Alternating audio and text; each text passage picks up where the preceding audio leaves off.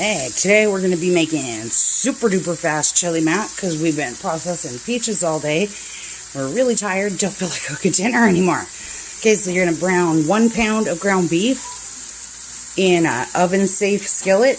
If you need to do this separately, you can do this part separately. And just before your onions or your ground beef's all the way browned, you're going to add in 1 very large diced onion. Onion a day.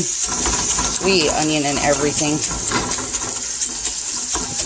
Okay, and then you're going to brown that for about 2 minutes. You're going to heat your oven up to 350 degrees.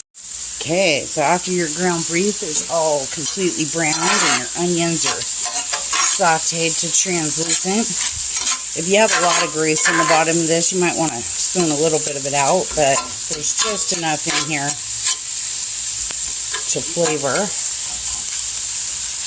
our dish. Okay, so now we can go ahead and turn the burners off here. I just got 2 burners running on medium underneath there. Okay, now what we're going to do is add all the ingredients, and this is all we really got to do other than bake it.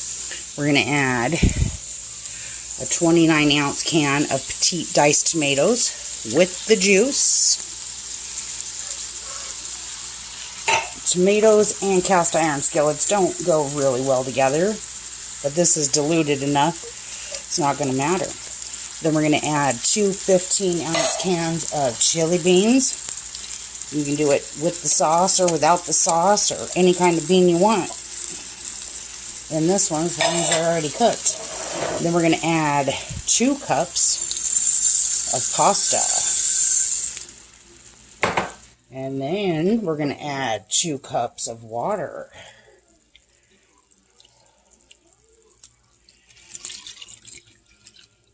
And now we're going to add the seasonings. So for the seasonings, you're going to want 2 cups of beef broth or beef bouillon. Or in place of that, 2 cups of water. You could use 2 cups of beef broth and skip the bouillon. Then we're going to need 1 teaspoon of chili powder, 1 teaspoon of cumin, and 1 teaspoon of granulated garlic. You could use garlic powder or minced garlic. And you just stir this together, and then we're going to put it in the oven for 30 minutes. Just make sure after you're done mixing that you press down on all the noodles that are sticking out of the liquid. You don't want any noodles sticking out of the liquid when it bakes. You'll get little crunchy spots. Okay, we'll see you in 30 minutes. So while this is baking, just grate up 2 cups of shredded cheddar so that we can sprinkle that on top right when it comes out. Okay, 30 minutes. And now we can go take a break finally.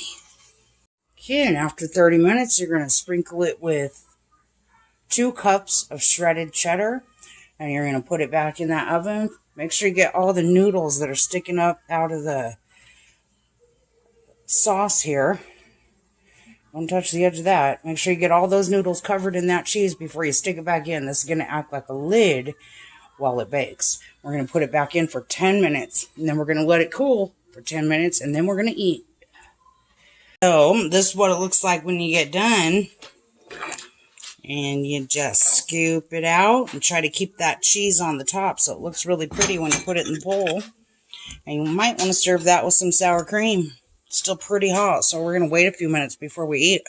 And see you next time.